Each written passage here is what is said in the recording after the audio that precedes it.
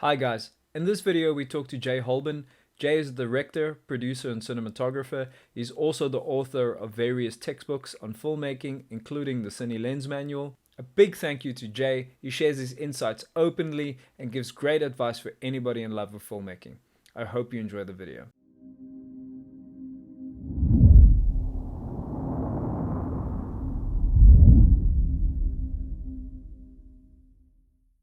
Could you tell us a little bit about how you found your passion for filmmaking and how you got into the industry? I found my passion for filmmaking very early. I was 5 years old when I saw the movie Star Wars for the first time in the theater, and I walked out of the theater and told my parents that I was going to direct movies. And I've spent the rest of my life going towards that goal. So I never deviated from that, really. I grew up in Arizona, in the desert of Arizona, and I worked a lot of theater and some television and some film there, but really mostly in theater. And at the time that I made the move to Hollywood, I was working primarily as a lighting designer and a master electrician in live theater. So I thought it was the most logical thing that when I came to Hollywood, I would start working as an electrician. And I was very, very fortunate due to online connections. Actually, at the time, it was America Online, really at the just beginning of the internet. AOL. AOL, exactly. And there was a chat room called Hollywood Tonight, which is not as lascivious as it sounds. There were really some extraordinary people in that chat, including Russell Carpenter, who went on to win the Oscar for Titanic, Stephen Poster, who ran the camera union here in Los Angeles for many years, Bob Primes, who shot TV shows like Felicity. All of these cinematographers were in there, plus filmmakers. Wes Craven was in there.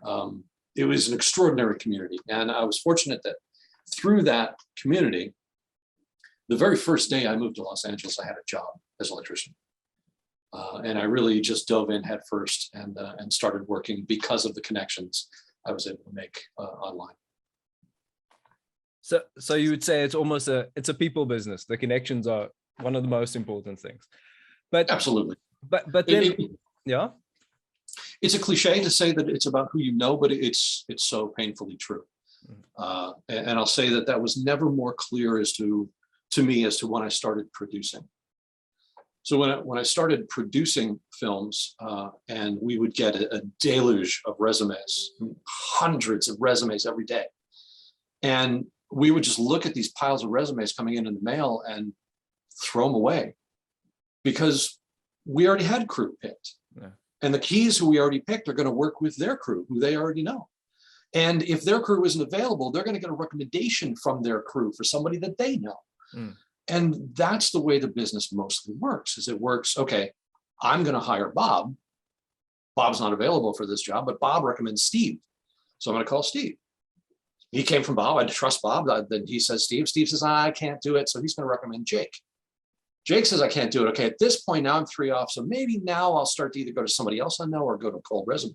But it starts with who you know, and that's the way the business works.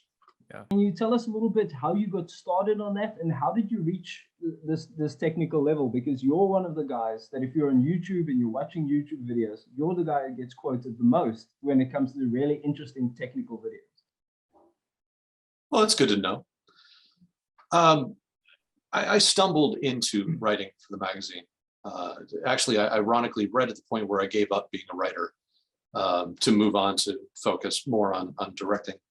I kind of stumbled into this side career as a technical journalist. And it really happened as a fluke. I got fired off of a job. A good friend of mine was working as a writer for the magazine, and I needed some work, and I was doing research on software to kind of learn more about cinematography.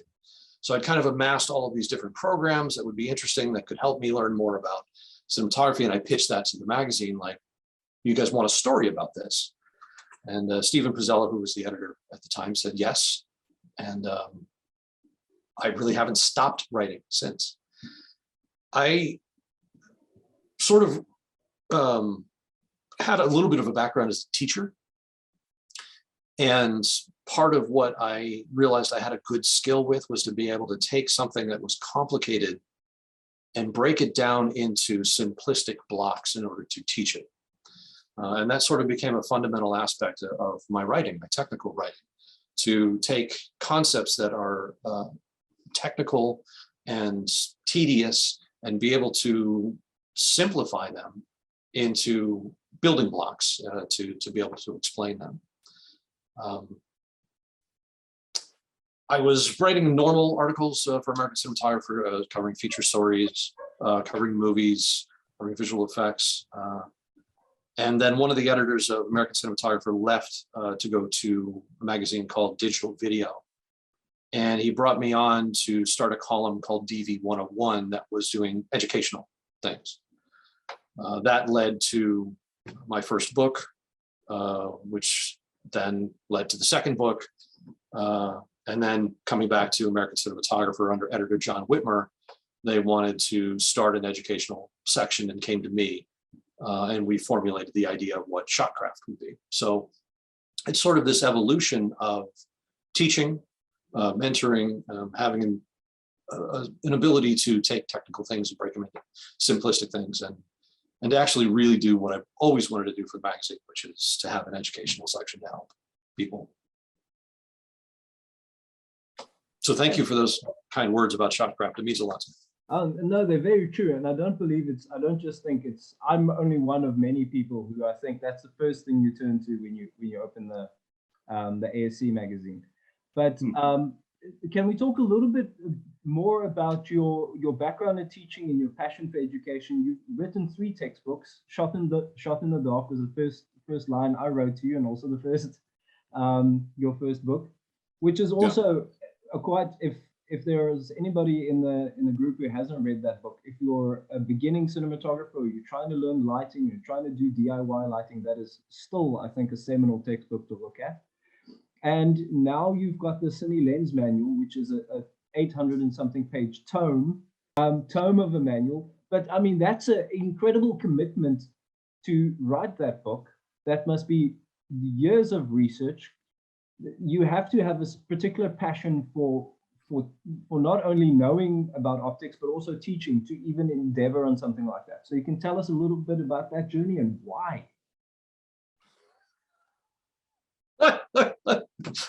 Why is a hell of a question. To really answer that question, I have to do a little bit of a confession, which is I was in the evolution of my career, I was a cinematographer primarily for about 10 years, working as a producer and cinematographer. And in that time, I mostly shot 35 millimeter film, and I mostly shot with Panavision cameras. And my knowledge, my lens knowledge, was Panavision standard speeds, super speeds, ultra speeds, and primos. And really the work that I was doing, we could almost never afford the primos. So it kind of became, what's the budget level? Okay, it's really low budget, I'm gonna get standard speeds. Oh, we got some money? Ooh, I might be able to get super speeds or ultra speeds. Ooh, that'd be fun. I can be a little faster. And that was like my lens knowledge. We knew nothing about optics. Absolutely infantile. Children knew nothing.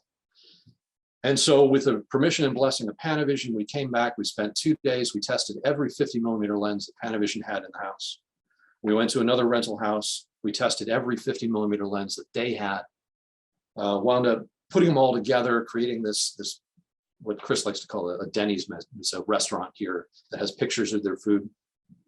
So we put all of these pictures from all of these lenses together on a sheet, and we looked at them, and it blew our minds. Like, look at all of the differences of all of these different 50 millimeter lenses, how they render the face, how they render skin tone, how they render contrast. It was mind-blowing. And it sent me off on a whole tangent to learn more so that I could teach better. At the time, I was also teaching for Yuri Neiman and Vilmos Zsigmond's school. And so I got them to introduce an optics class, and I started to learn more so I could teach in that class. And I realized that there's a huge void in this education, this aspect of education on lenses. And I was absolutely one of the victims of that void. So the more that I learned, the more that I realized this has to be a book. And at the same time that I was learning about optical design and lenses and lens genealogy, Chris, based on these tests that we did, went off on a whole tangent and started buying vintage lenses and rehousing them and collecting lenses. And we were approaching this subject deeply from two different sides. And I realized, okay, I'm going to do this as a book. And Chris and I, you know, we worked together for, at that point, more than 20 years. And I said to him, do you want to do a book with me? He was like, oh, yeah, sure. Like, you know, it could probably take us a year or two to do this.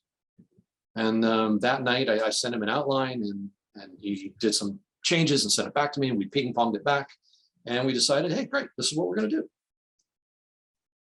Very naively going into this and not realizing that it would take us 8 years to actually write this book.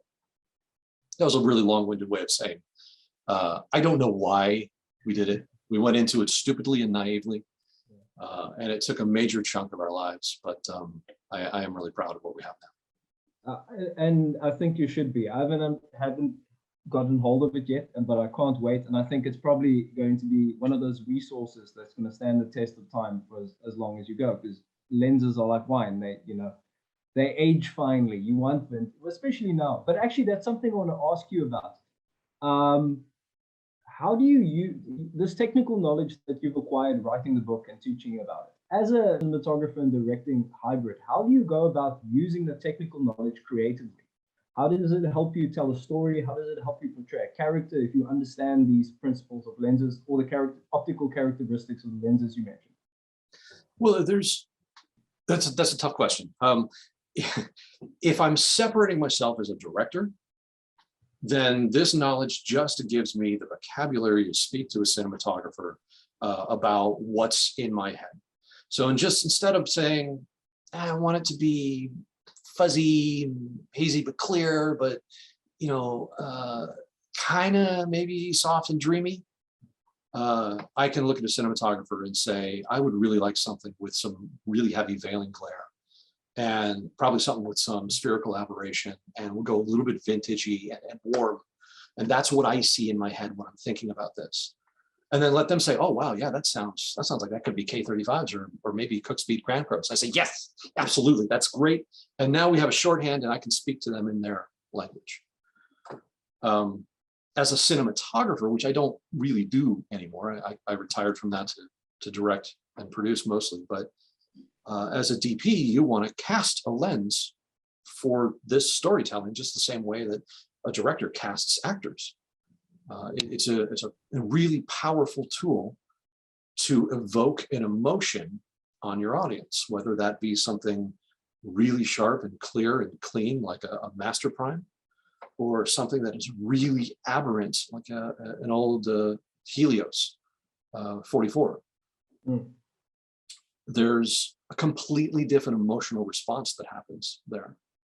So for me, the whole evolution of my career and doing other jobs was to help me as a director communicate better with every role and speak to them in their language, whether that be actors or writers, production designers, grips, visual effects artists. Because I have a background doing all of these jobs, I can talk to them in their language. Why I went off and did a whole tangent on writing a book on lenses when I'm mostly a director is because I fell in love with cinematography as a second passion. It's hard for me to get away from it. And I also do love to share and teach and seeing this void of education and wanting to fill that. I think it's interesting that you mentioned the Helio 44, because I bought a really rough one yesterday, so I'm waiting for that to come. And I bought it because I saw they used them in the Batmobile car chase in Matt Reeves' new movie. So it was an impulse buy, but let's see how it goes. Now that we're moving to bigger color spaces, and now that HDR is becoming more prevalent, how do you think understanding lenses and how lens design is going to have to change, or if it is changing because of HDR, how do you think that impacts lens choices?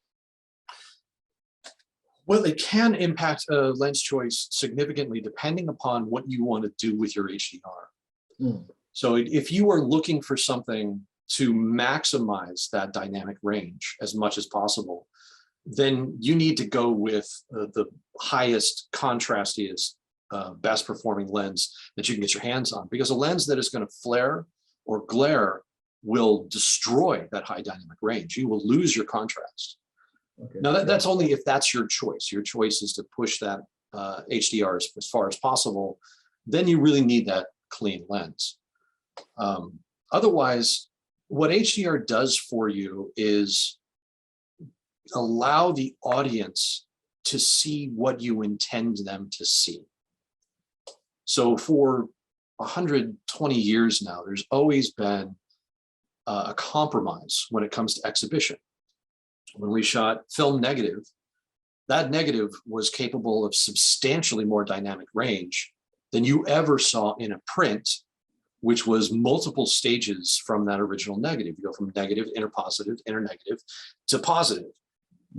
And each one of those iterations loses some quality and some dynamic range. In the digital world, we can get a little bit more pure with that digital signal, but when we are sending it into, in America, Rec 709, NTSC, we are massively breaking down that contrast range to something very, very small. So there's always been this compromise until HDR, which now, when the audience has an HDR exhibition, we are more tied to the creative's intent, whatever that might be. So you might still be shooting, Handmaid's Tale, which is incredibly low contrast and, really high veiling glare on all the lenses, but that's what you want. So you can represent that all the way through with HDR. You don't have to have the brightest brights and the darkest darks. You can still do exactly what you want, just HDR gives us a chance to have more people see it the way you should. So the other part of that is increased color and increased photo sites on camera sensors. That actually improves what you see from lenses. So if you imagine a very low resolution sensor that has 100 photo sites across, the subtleties of character and aberration in a lens are going to be really gross on that. But if you have a sensor that has 4,000 photo sites, you now have more subtleties to sample those characters and that flare gradation to be able to get more performance out of those vintage lenses. So as we're moving into higher photo site counts and higher color gamut, we're just being able to better represent what's there, what the character that are in those lenses. I got to speak to Art Adams from RE the lenses, and he was saying when lockdown hit, he bought an HDR television, and one of his favorite games to play was Guess the Lens, because the lens characteristics are so much more pronounced in HDR now that he can actually start with quite accuracy, knowing what was shot on which lens, because he can see those optical flaws, or I don't know if you call them flaws, aberrations or characteristics rather, a little bit clearly. So absolutely, I drive my wife crazy with that particular game. Sorry, say again. I drive my wife crazy with that particular game. We're watching something and I'll stop and be like, you're looking at bokeh again, aren't you? Yeah, give me a second. You see that? Look at that. Look at the chromatic aberration on the fringe there. Huh. Yeah, I bet those are cannons. Okay, go on. That does tend to happen when you start obsessing about these things. Yeah. But for you, if you look at your IMDb, you've worked in so many different departments and you've done so many different things, and now you're coming back to directing and producing. Having all that knowledge in the back end and now coming to something like this, what is your approach to directing specifically? How do you approach a project? And do you feel like you're able to better communicate and to speak in other departments' languages because of your experience? And how important is that? Well, when you ask me, I think it's critical. I spent 30 years evolving those skills so that I can speak to everyone in their language.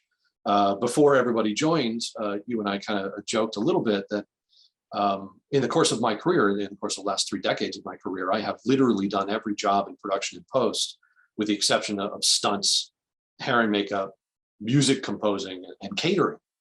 So it's only those 4 jobs that I haven't done. But I spent time, at least professionally, doing every other job possible so that I can communicate better with people and I understand what it means and what they need to do. It was always frustrating to me to watch a director come on a set and freak out and be like, wait a minute, why can't I move this wall? I don't understand. Why can't I move this wall? Well, okay, so because you didn't plan for it and because the structure isn't built that way. But I know construction. So either on the plans or early on, I can look at it and say, wait a minute, I'm probably going to want to move this wall. So we need to make this a fly wall. Or I could look at that and say, all right, in order for us to pull the support off the top there, to pull these 3 things off and to move that structure, it's probably going to take us about an hour and a half. Is it worth it for me to do that? Yes, I want to do this. And I can look at my construction foreman and I can look at my production designer and say, yes, I want to move that. And I know exactly what it's going to take. And now in my head, I know the hour and a half I'm losing off the day. So I have to then figure out where to pick that up. And I can weigh those options because I understand the job, right? So it makes me a very aware director in all departments and everything that's happening around me. And part of the major job of being a director is answering questions. People come at you with 1,000 questions. The wardrobe comes at you with 6 different varieties. It says, what do you think of this, this, and this? I can look at that with a lot more thought than just what's in my gut. And I can look at that and say, okay, that pattern is never going to work. We're going to hit a Nyquist limit. That's never going to fly. This color in our set in 2 days is not going to work. So let's not do that. I like this. Let's see this on talent. And let me see this on camera with the DP's filter pack, because I think we might lose some of this color, but let me see that. So I come at every decision in a more informed way, as opposed to just saying, oh, I like blue, looks pretty. And then suddenly realize that, the director's got a chocolate, or the DP's got a chocolate filter, and that blue is gone. We'll never see it. So I think that this information is critical to being good at the job. But I've also always felt that having a major technical background is incredibly important, so that then you can dismiss all of that and work on instinct and work from emotion and work from trying to find the truth, but you have the fundamental basis of that technology and that understanding of everything going on around you. No one on a set can bullshit me. As a producer or as a director. Yeah. I had a very, very long time ago, I had a director who was a little crazy when I was a DP, and he wanted a shot I didn't want to do. And I said, we don't have a lens for that. And he just was like, oh, okay. Nobody can do that to me. But I think coming from that more informed place makes me a stronger communicator and a stronger leader. Now I'm dying to ask you who that director was, but I won't.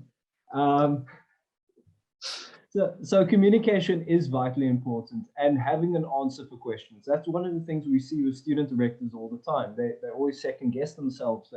They feel they don't always have the right answer. But part of your job is having an answer. Part of your job is trying to ease some of the anxieties of other members in your crew. You're working with a diverse amount of personalities that can be very tough. Do you have any tips for that situation, or just actually directing multiple people? Well, there was a phenomenal piece of advice that I got back in my theater days from a director. I was stage managing a show that he was directing, and he knew that I had ambitions to direct. And he said, I'm going to give you the strongest piece of advice anybody will ever give you. Actually, in this case was pretty true. He said, as a director, you need to understand there are 3 different types of actors. There's the actor that you have to hold their hand and baby them and coddle them. There's the actor that you have to leave alone and just let them do what they're going to do. And then there's the actor that you have to kick in the ass and slap around a little bit and be a little aggressive with, and they need that. And it's your job as a director to figure out who's who and treat them all accordingly. And that actually carries, not just as actors, that carries through to everyone. You have to kind of learn who they are and what they need and how best they communicate, which is part of talking to them in their own language, right? Mm. So it's about dealing with people. It's about being a people person, and reading personalities. I am extraordinarily careful with who I hire and who I work with. And their energies and their intentions are incredibly important to me. I don't want somebody who's just there just to do a job. Doesn't work for me. Yeah. They got to be there and really believe in what we're doing and really be excited for what we're doing. And if they're not, this job just isn't for them. And when you get those individuals who are there, that just kind of punching the time card, it can bring down the energy and morale and the feeling for everybody. So I'm very careful to curate the entire production to make sure that the energy on set is good. And one of the greatest compliments that I can hear, and I fortunately do a lot, is people leave the show saying, man, that was one of the best crews. That was one of the best shows. And I really thrive on that. It's like, great, then I did my job. I put these people together right. I led them along the path right. And we made something cool. I think you hit the nail on the head there, because you mentioned the three types of actors, but what often happens is that you'll be shooting a scene or you'll be working with all three of them at once. So you've got to you've got one objective, but you need to treat every person in a different way, but still manage the situation and see how they play off each other, which is in itself acrobatics of the highest order. Yeah. At the same time, you got to know which one of those actors is better in the first couple of takes and which one of those actors takes 8 or 9 takes to come up to speed, and design your day around their abilities. You don't ever want to go against that. You want to exploit that and say, okay, first coverage is on them because they're going to get it on those first couple of takes. And this guy's going to take 8 or 9 to get up to speed. So then we turn around and we get to them. And then by the time we get to them, they're going to be great. But you got to read that, you got to know that, and you have to execute that. Otherwise, you're fighting against it. And that's no fun. Yeah. I think that's priceless advice. I hope the guys in the group are listening, because that is the key. Play to people's strengths and play away from the weaknesses. And we want the same performance from everybody because we think that's how it should go. There's a system to it, and in this business, there's not. It's just people, which makes it very tricky. You also need to engage them. So, I've seen directors who, are very dictatorial and, tell everybody what they want, and people can start to shut down. Mm. And if they shut down and aren't engaged, then they're just automatrons. I would much rather engage the individual to be creative, to have input, to feel like they're contributing. And generally, they're going to bring something that either I didn't think of or is stronger, or we riff off of each other to make something better than what I would have been able to do by myself. And I can completely divorce ego of that because my name's going on it at the end of the day. So no matter what decision's made, whoever came up with it, I'm the one who gets the credit for it at the end of the day. So I just got to pick the best ideas and run with them. Yeah. I think that's one thing I always try and tell our directing students is be open to everybody's ideas, because at the end of the day, your name's on the movie. So you get the credit for that, right? Yeah. So collect the best ones and take advantage of that. But yeah. I add one more thought to that. Sure. And I'm pretty sure I got this from the actress whose name is failing me right now. It doesn't. I won't attribute it because I don't remember who said it. But it's a very important piece of advice to take, which is everyone has ideas. Ideas come and go constantly, and not every idea is right or brilliant. So you'll see people very often will be like, "Oh, I have an idea." But it's not just the idea that works. It has to work within the whole story. So don't be too precious about your ideas. Contribute, offer, But then if they're not taken, you have to trust that that individual who's making those decisions has the bigger picture in mind, and don't take it personally. It's just an idea. And there's a million of them that happen, right? Okay, I'll shut up now. Go ahead. No, that's true. And I think that's what you just mentioned now, I think is a lot harder for younger people. Because when you feel dismissed when people don't take your ideas, but it's all, that idea actually might be a brilliant idea, but it's not a brilliant idea for what we're doing now. It's not Sure. for this movie. And I think, working in the business is one of those things that you need to learn, is it's an idea business, but it's also the director's job to make sure that idea aligns with what the project is. And you don't have the bigger vision of the project. You will see an idea, or you only have a visual idea, and you don't know what the bigger picture is. So, putting the ego aside is a tough one, especially the first few times. But you were mentioning you need to engage people, and I'm sure you're talking about crew as well, and not just actors. And that happens, how I would interpret it, that happens in pre-production. That's where you start. That's where you find the material that you're going to engage people with. Can you tell us a little bit about your process in pre-production? How do you break down a script? How do you come up with ideas that you then later put into principal photography, and then at the end make a product out of it? That's interesting, because my script breakdown process really comes from my acting background. And I carried that into the work as a cinematographer, and I carried that into my work as a director. I was taught how to break down a script into beats and measures. And a beat and a measure is basically the changes within a scene. So every character goes into a scene, they have a particular objective that they're trying to obtain, and they may change tactics to try to get to that objective, and they may succeed or not succeed, right? So each one of those changes of tactics, or changes of what that actor is, how they're trying to get to that objective, is another beat. And those beats also work to interpret camera moves, to editing, to actor blocking. All of that comes down to the story and how you're trying to tell that. So as a director, and even back when I was a DP, you always try to identify whose point of view the scene is. It's generally one. I mean, it might switch, but generally you're leaning towards one character as their point of view for the scene. And they're the ones that you're most empathetic to. So you build your choices around what's happening with them emotionally. If they are, very aggressive and angry, then you might be shooting wider lenses really close to your talent and moving more energetically to mimic their emotion. Or if they're really distant and feeling very withdrawn, you might shoot really long lenses and really compress them and isolate them with really shallow depth of field. So these narrative beats identify how visually we're going to tell this particular story. That also works for, like I said, for blocking of actors within an environment.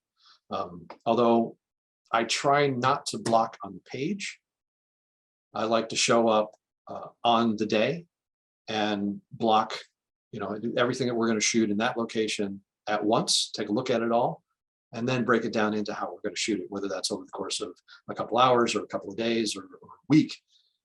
We try to look at it all at once and then block it out. And the actors always bring something different to that. An actor might see a knickknack that the set dressers have put, and that becomes something that they focus on and play with. And so then suddenly the entire scene pivots around this music box sitting on a table. It's not written in the script. It's just something that the actor was feeling in that moment. And so you work with that and you cater everything around that. But yes, in pre-production, those scripts are broken down for me into beats, measures, scenes, point of view, and then generally an emotion associated with that.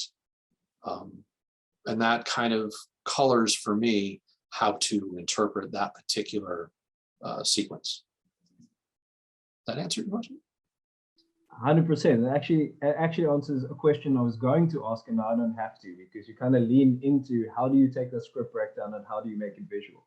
But I think, two key things that I see is often forgotten when I look at student work is consistency of emotion There's no emotional arc through it. This character has this emotion there, and he has this point of view there, and then it sort of jumps through the movie, and that consistency is sometimes forgotten, which I think is important when you look at the objectives. Like the objectives should carry a scene through quite clearly. But now that you have those elements and you're going to approach them on the set, how I have to ask what your relationship with a production designer is, especially because you're kind of in your expertise is wedged between them, director and cinematographer, and in the middle you've got the production designer. Yeah. So what's your relationship like with them? What do you expect from production designers? How do you work with them, or what do you ask from them when you're setting up a project, getting ready for a project, or even on the day? It's well on the day. It better already be there, because chances are you're not going to be able to pull it in if it's not already there. You might have some extra set dressing or something on a truck or outside, but for the most part, if you haven't already made those decisions, the production designer and the cinematographer and the director are this incredible, like I was going to say yin and yang, but there's three of them, right? So it's this incredible balance. And they have to work together and speak to each other to a single vision. So for a particular project, it might be, I really want this to have a monochromatic feel. And we're going to do that in the photography, and we're going to do it in the lighting, but we're also going to do it in the production design and in the wardrobe, right? We're going to have all of these departments got to work together to make sure that what is in my head looking at this is how we're all going to communicate. So sometimes I love to pull frames from other movies to communicate things.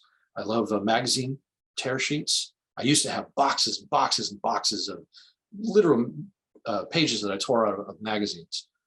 Go to magazine stand. What's that? Do you use Shotdeck for that? Yes, now I do use Shotdeck. Yes, I use Shotdeck probably not daily, but almost. And I've found incredible value in Shotdeck, not just communicating to a cinematographer or building a lookbook or communicating to a production designer, but I also started experimenting with Shotdeck in ways to pitch casting. So to type in 10-year-old boy and end up with, oh wow, I never thought of that kid. Who is that? Oh, I remember that movie. Oh yeah. And to kind of spark these ideas of inspiration that I hadn't thought of before. Shotdeck is an incredibly powerful tool, and what Larry's created with that is amazing. But yeah, it's the internet now. I don't have to have these huge boxes of magazine tear sheets. It's Google Images, it's Shotdeck, and it's trying to communicate these ideas the best that you can with each department. There was a story that I did for American Cinematographer many years ago on a film called Mothman. Fred Matthews, I think, Fred Murphy was a cinematographer, and Mark Pellington was the director. Whew, wow, can't believe I remembered those. And one of the things that Pellington did with that was he had an assistant go out and amass these huge collection of images from all over the place. And they would sit down and they would look at all these images, and they would kind of say, okay, yeah, this feels interesting, this feels interesting, this feels interesting. And then they put the movie, each scene tacked up on the wall in a conference room, and they put these pictures under each scene and then start swapping them around so you can visually see a feeling of the entire movie through these representative images. And some of it might be composition, some might be lighting, some might be color, some might be texture.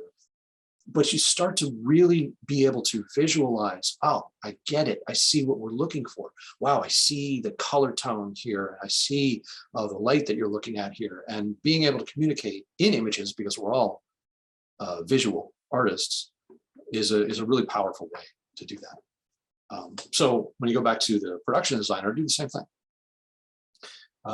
I might even do a set sketch or an elevation, because again, I have these kind of abilities to say, okay, this is what I was thinking about for this. And I could look at a location and say, you know what, if we plug these three windows and we put a wall here, I could put a fireplace right here. And we do the fireplace plug, and I would really like that.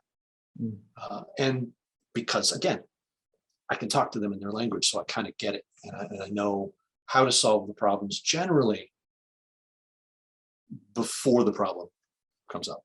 I feel like I'm selling myself here. Yeah. Mike, Well, is this a job interview? You're doing a very good job. I'd hire you in a second.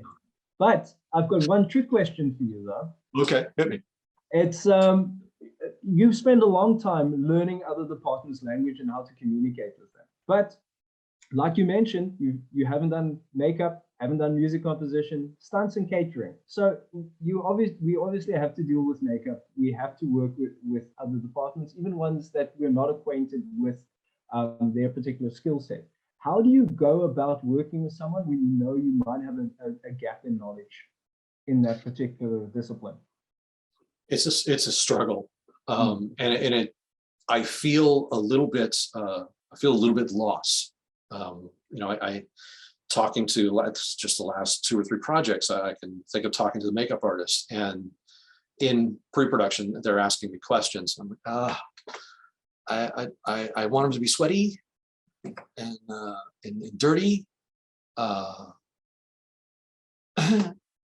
and I don't have the ability. So the only thing that I can do there is to show the pictures. Like, here, this, I want them to look like this, and this is the feel that I want and like.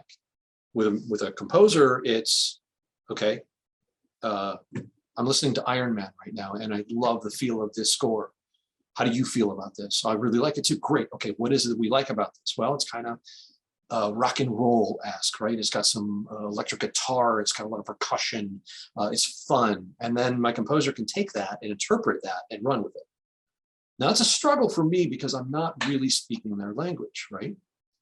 I'm not talking about orchestration or tempo or particular instrumentation like I should be if I had a better vocabulary. But you still find a way to kind of communicate and get those ideas across.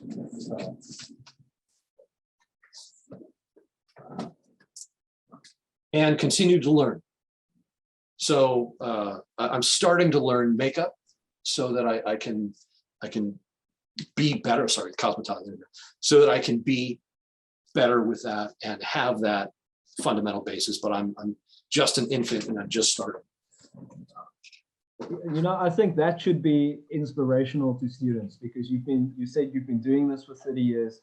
Our guys are at the start of their journey. They might have 3 years under their belt where they really delved into it. And you're still reaching out, learning new disciplines, learning about new things to continuously be better. Your textbooks are quite influential. The Cine Lens Manual is all over the place if you're on social media at the moment. What do you want people to get from your educational work, from the textbook, and maybe specifically your newest book? Well, a big part of what we were trying to do was to clear up misunderstandings and to give people a fundamental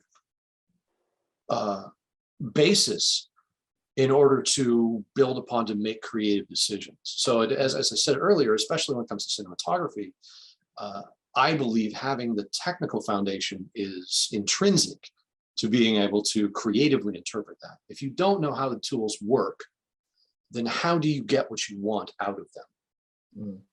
So what do I want people to get away with or take away with from this book is a significantly more informed basis in which to make creative choices about how to tell their stories.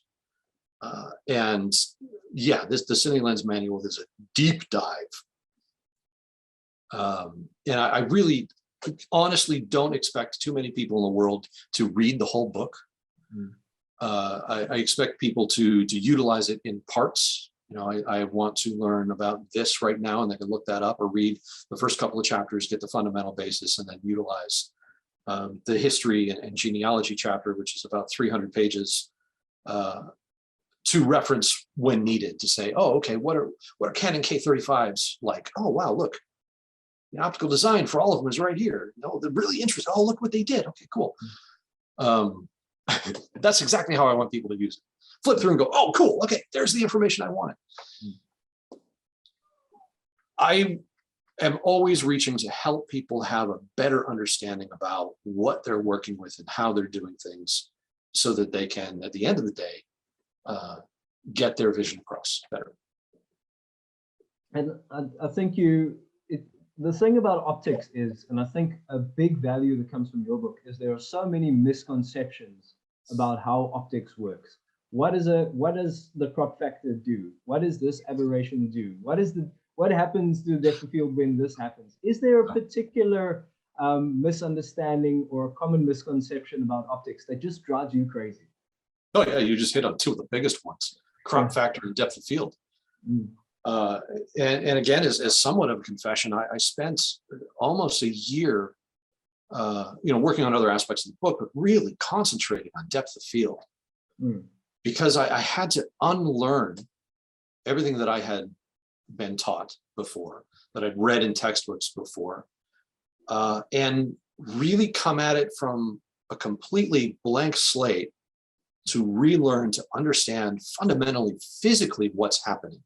And I spent a great deal of time just trying to understand what is focus and what is out of focus, and how does light behave through optics when it's focused to a point and when it's not. And that came back to working with depth of field, but it took a long time to dispel, a lot of the misunderstandings. One of the biggest ones is that circle of confusion is a completely arbitrary number. Yeah. We all want to look at these charts in American Cinematographer Manual and the apps that we have on our phone, and we want to think that these are hard, steadfast, these are scientific measurements, and they're not. They're based on an assumption of a particular viewing condition and an assumption of a particular optical transfer function of the entire system. So the circle of confusion number that is assigned kind of historically goes back to print film and looking at pictures, print pictures. And the kind of best example would be to take a 35 millimeter negative, to print that to an 8x10 print, and then to view it from a distance of 10 inches. That is at that condition where you can define what you can tell is in focus or not in focus. If you take that same picture and you blow it up to 40 feet, or 80 feet by 10 feet, let's say it's 8x10, right? Yeah. 80 feet by 100 feet, sorry, I'm bad at math. You have, magnified that image substantially. Your perceived depth of field will be substantially less, because now you can really see what's in focus and what isn't. If you go back to that 8x10 print and you back off away from it further than that 10 inches, it's going to be harder to see what's in focus or not in focus. So you see more depth of field than what a calculator will see. That was one of the biggest things. Let's get past the idea that these are hard, steadfast rules. They are general guidelines that are important when you are in a situation where you have to approximate and estimate depth of field, but they are not the actual measurement. Things like contrast of your lighting, contrast and sharpness of the lens, the print system, the reproduction of a projection lens, or what codec you're using and compression algorithm, these all play into the final perception of depth of field.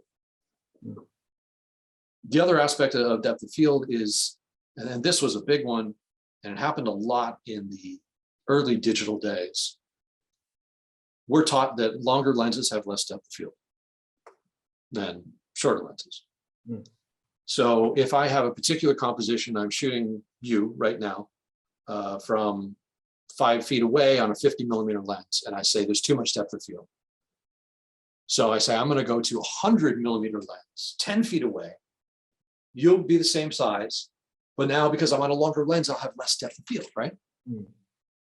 That's not true. Because the focus distance has more influence over depth of field than does the focal length. And in that situation, when you increase your focal distance, your depth of field on those two lenses will be exactly the same. I've seen that argument almost come to fistfights on a set. And even, I even had an ASC member approach me at the ASC Awards and ask me that exact question. And he had it wrong. And when I, kind of explained and we talked through it, he was like, shit, I had a bet with the director and I just lost. I was like, sorry. But, these are things that we discuss in detail in the book to make sure that people understand physically what's happening inside the lens when things are going out of focus, and why something like focal distance has more influence over depth of field than focal length. In fact, there's a whole other kettle of fish. Yeah, that's you bring up the fist fight. I always think it's so interesting how passionate people become about lenses and optics. It's almost connected to like a truth. This is what I see with my eyes, therefore this is how the lens works. And it's not that. We're in the business of creating illusions, and the lenses are a tool for helping create that. So what you see doesn't mean that's why it's happening. But that's also why it's so important to get your hands on the lenses, especially when it comes to performance, because you could have one lens, and as you stop up and down, the optical characteristics completely change. Oh yeah. So I mean, there's no book or chart in the world that's going to illustrate that as clearly as sitting down and testing the lens.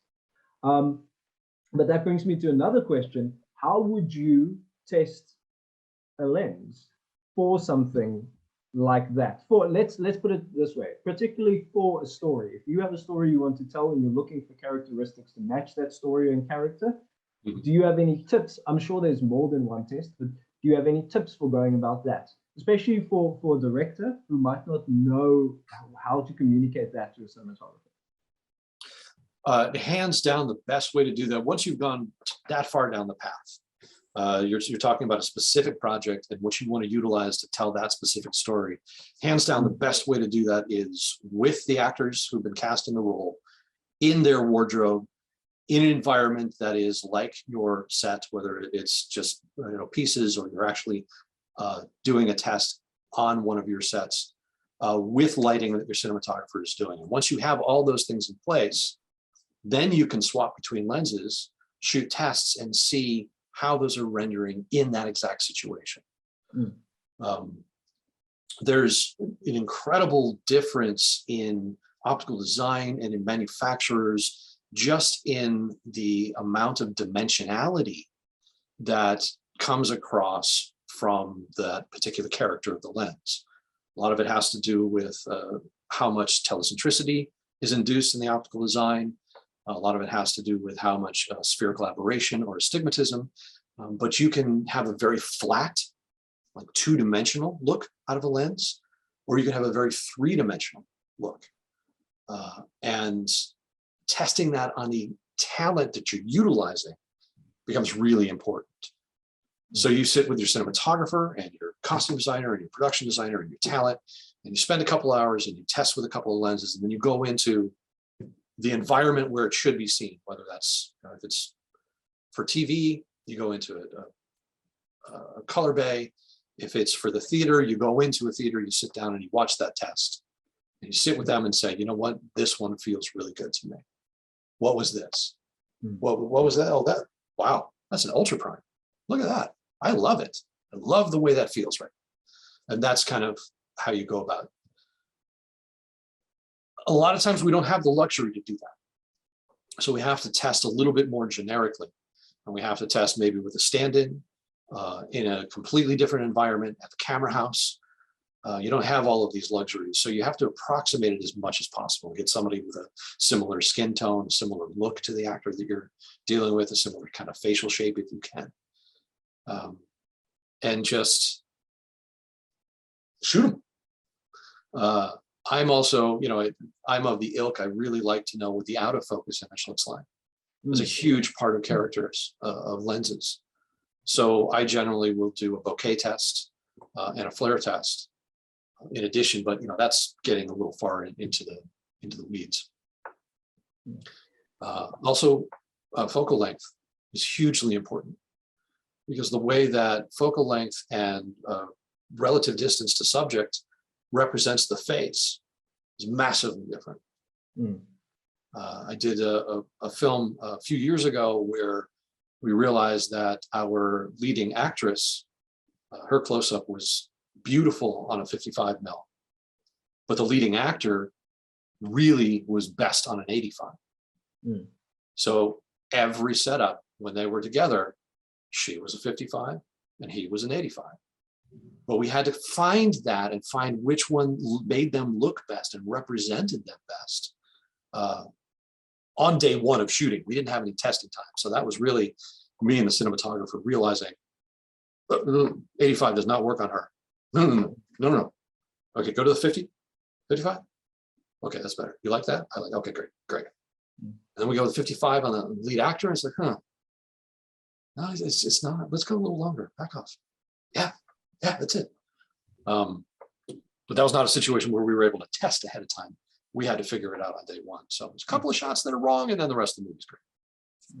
And I think a movie where I noticed that, where they pick, when they're doing dialogue scenes and they pick specific focal lengths for specific actors, is in Casino Royale with Daniel Craig and Ava Green. Mm-hmm. They've got a scene on the beach. Oh, Charles. You can see them jumping between, because she's got a very thin face. So, say again? Oh, you froze for a second, so I thought I lost. I'm so paranoid about falling off again. Like, but yeah, you could see the DP was changing focal lengths between the two of them for two reasons. Because you could see it in the field of view, but you could also see they were both backlit by the sun, which doesn't make any logical sense. So I'm like, okay, I see what you're doing there. That's magic in theory. Yeah. But I think that's incredible. When people think about lens tests and things, they often feel like they need to shoot on a chart or something like that. I think what's very valuable about what you said is forget about that. Go shoot it with people, because that's what you're going to be filming when you film the movie. Jay, do you mind if I hand it over to the students to ask you a few questions? Not at all, please. Okay, awesome. Because I think they're tired of hearing me ask things. Nate, do you have a question? I do indeed. Let's go. I'm just wondering about those new super fast Panavision lenses, those T0.5s. Like that's almost 8 stops faster than most lenses today. And I'd just like to know, like, when would you use that kind of lens? I mean, maybe lower light shooting, or why would you need something so fast? And also poor focus puller.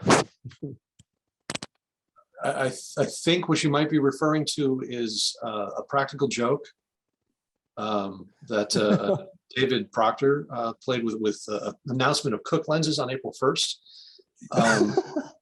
A T5 is not really practically possible to do. In fact, the theoretical fastest that we can really get on a lens is an 0.65. Okay. So there are some really fast lenses, T1, f9.5. There's even the famous, f.7. Barry Lyndon. Exactly. Barry Lyndon cubic lens. Yeah. Those are extremely rare. There aren't any T.5 Panavisions. There's a T1, 50 mil, and a couple of really fast Panavisions, but that I think you fell victim of an April Fool's joke there. Sorry. Well, I'm glad that's the case then. Yeah, that's crazy. Nate has been clapping and pulling focus on ads and shows and everything you can imagine. So I think he's just had a nightmare when he saw that. So he's been in the anxiety mode since he saw that frame. You're probably terrified. Like, oh my God. Oh my God. You're gonna have a millimeter of focus. Exactly. Like you mentioned earlier, they were making him pull focus on the telephoto lens wide open. So that's just mean. It happens. Indeed. Sometimes it's the cinematographer's fault, and they should know better. So sometimes it's the look, and it's just what you're going for, and you just have to fight it. But then sometimes it's a laziness and a not paying attention to the fact that it's your job as a DP to make sure the shot is achievable. Mm. And if you're trying to do, you know, a 150 mil lens wide open at a 2.3 or a 2.4 or something crazy, that your AC is likely gonna screw it up. It was If it's not- also a master prime, so it was much sharper the image. So I didn't really have that kind of soft look that like maybe an older vintage lens would have, which would give me a bit of more play or wiggle room, you know. So it was extra sharp, and yeah, it was quite hard, but yeah, it's okay. Exactly, and that's painful. I'm sorry. I also have another question. Yeah. So earlier you were speaking about the different departments and, you know, the first AC, second AC, and then you mentioned that the loader is a separate entity, because here in the industry, the second AC is the loader. So what would the second AC do there in Hollywood? The second AC is the liaison between the camera and all the gear. So the first AC mostly just stays with the camera. And if they're calling for a lens change, it's the second AC that goes to get the lens and bring it up. In the film days, if it was a magazine, they would be bringing that magazine and taking the other one to a designated loader. Now, sometimes that could be the second AC. That's not uncommon. But it generally, in the union world, was a separate position of just somebody who loaded magazines. Now, that's kind of gone now that we're mostly not shooting film. But Yeah, I think it's hard for us to get our head around some of the United States union rules, because in South Africa, if you're the DP, you're probably a camera operator as well. Or if things like jobs aren't as separated, you know, or as singular as they are in the States, as I understand it. Because I know if you're a DP, you're not supposed to operate either. I might be wrong. In the union world, for many years, that was the case, that there had to be a separate operator. So if you were somebody like Roger Deakins, who preferred to operate, that production had to hire an operator who would either just sit back and read books or stay home in order for Roger to be able to take that position. That went away in the late 90s, early 2000s, I think. So there isn't that requirement anymore. But we do still often have a separate operator from the cinematographer. But now that's mostly preference of the DP. And I can see that in a lot of other places in the world, the delineation between electricians and grips can be very confusing. Yeah. Because an electrician will put up a light, but then if there's a flag to be put up, that's a grip's job, and the grip will make the shadow. If a gel is clipped to the physical light itself, that's the electrician's job. If it's put away from the light on a stand, that's the grip's job. So there's these really fine lines between who does what that I know in other parts of the world can be a head scratcher. Be like, what? I've got a question, but I think I'm being greedy. Does anybody else have a question for Jay? Or are you guys going to be shy? Don't be shy. Jamie, I'm just listening to all of this. It's great. Oh, Fanya, there we go. Do you have a question? No, I'm just stating that I appreciate just this whole talk. So I'm just listening and taking it all in. Awesome. Well, that gives me room for my question. And I think, Jay, thank you so much. We had a rough start there, but thank you for hanging in with us. And this, like Fanyan said, this has been some very valuable and solid and good information, stuff students can use, which I think is fantastic. Great. But you earlier you were mentioning that you know, it's the DP's responsibility to make sure a shot is attainable, that it's something that you can actually do. Yeah. Are there any other responsibilities that you feel that often a director or a cinematographer might neglect or forget that you want to mention? Well, you know, that's interesting, because my mentee just finished shooting a feature, and we had a lot of talks over the course of that about the responsibility of the cinematographer to be the representative for the entire crew. not just camera crew, grip and electric, but as the DP, you're really sort of the primary representative of the entire production and entire below the line.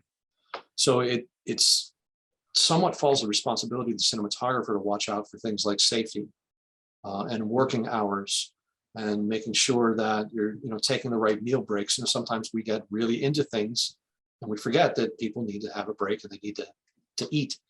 And it's the DP that sets a lot of that tone for the production.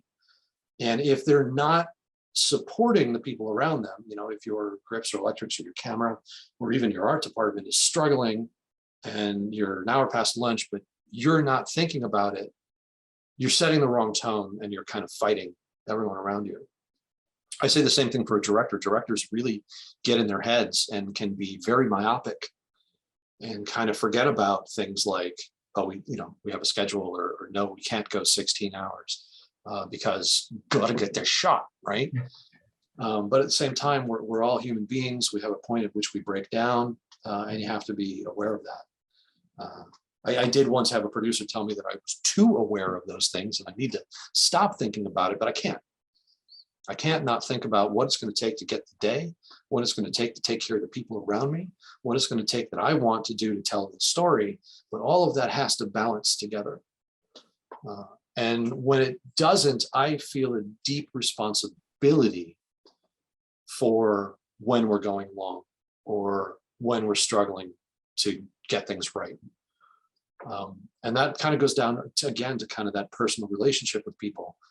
If I want that shot that's 150 mil lens wide open with talent running at the camera, and that's what I want, then you better bet that I'm going to be the one as a director to talk to that first AC and be like, look, I know what we're doing is tough. Bear with me. This is what I have in mind. So bear with me. I'm going to give you the takes that it takes to get it. And it's going to be tough. And I know it is. And I feel like that's a responsibility that I have to make sure the individuals know that I have their back too. So I think that's something, especially a lot of young filmmakers don't have, is that responsibility for who is working for you. And just making sure that they're taken care of as well. I think what you mentioned there is that student directors should maybe take away from it is the awareness of time. Sometimes there's a lot of time wasted. Sometimes there's a lot of time spent on things that aren't important. So you'll have 2 or 3 scenes that are crucial and you have to get them. And you should invest the time in them. But be aware that those are the scenes you should be focusing on and not wasting or putting too much effort into scenes that are just there to support the bigger things, especially when you're working on shorter films. But for sure, you mentioned the producer, and you produce as well. Is there one skill that you feel a producer must have? Absolutely, an imagination. So the producer's job is to visualize everything that it's going to take to make each day, to visualize what the problems might be to put an obstacle to making that day, and to solve those problems ahead of time. So the producer's skill really comes down to being able to visualize everything, much like a director does as well, and to be able to say, okay, so we're going to go out at 2 a.m. and we're going to shoot this scene outside. There are automatic sprinklers in this house. When do those go on? And where's the control for that? You got to be thinking of that, because we know we're going to go out in the grass. And if we're out there and we got gear out there and the sprinklers go on, we're screwed. So these are the things that the producer has to imagine what could happen when we get out there. That's an incredibly powerful and important skill. Then organization is a huge part of it, being organized and communicative, but also people skills, because you're moving a lot of individuals in a lot of places. So just having good people skills and not being an asshole is important. I kind of pride myself on no assholes. Yeah.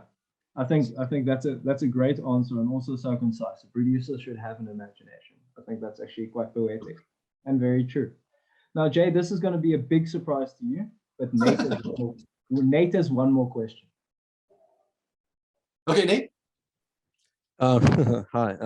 This is just like a silly but fun question, I guess, about lenses. So you know how some cameras have internal ND filters? Do you think there would come a time where maybe a lens would have like an inbuilt soft effects filter, where maybe you turn a ring and a filter will come in or something like that? You know, it's just a fun random thought. Nate, I've been asking lens designers, lens manufacturers, to put another ring on lenses for a number of years now, mostly to adjust spherical aberration.